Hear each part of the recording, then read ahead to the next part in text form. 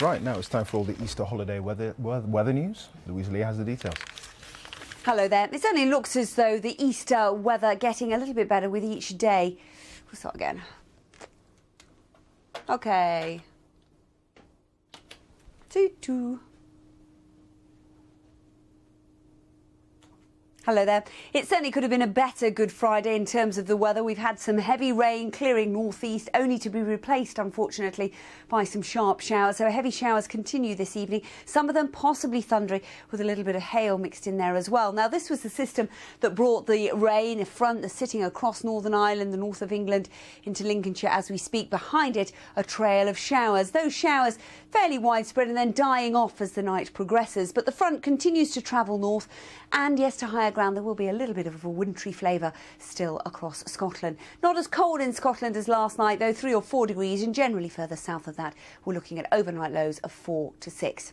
So we start off on Saturday still with that frontal system to clear away from parts of Aberdeenshire down into Glasgow area, and it will take its time, probably hugging the east coast throughout much of the day. For northern England, it's a dry, bright start, but already into East Anglia and the southeast corner, Saturday morning will be peppered with 1 or 2 showers, and these will become more prevalent as the day continues. So a few showers along that south coast. We might get a few breaks in the cloud and some brightness, perhaps along that North Cornish coast and Devonshire coast first thing in the morning, but it won't be long before those showers filter that little bit further inland. A similar story for much of Wales. So if it is dry first thing tomorrow morning, well, enjoy it. It won't last.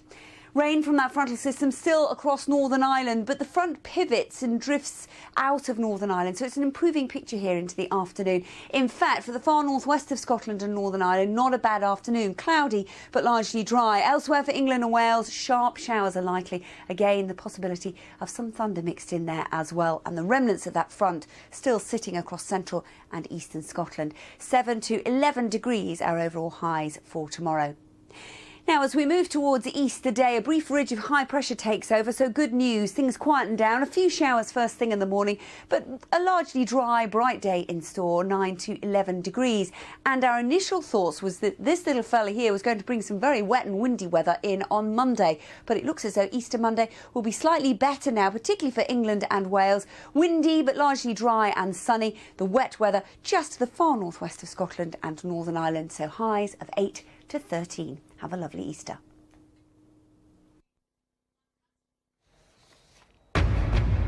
Another drugs advisor resigns over the government's policy on methadone.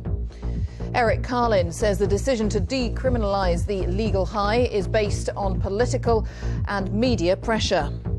This was seen as a quick fix so that the Home Secretary can be seen to be acting tough on drugs before an election. David Cameron gets out on the campaign trail, saying Labour is on the wrong side of working people with its increase in national insurance. The worst violence in Gaza for a year as Israel carries out airstrikes. It says there are more to come unless Hamas rocket attacks end. And a hero's welcome for 190 soldiers of the Yorkshire Regiment, home from Afghanistan.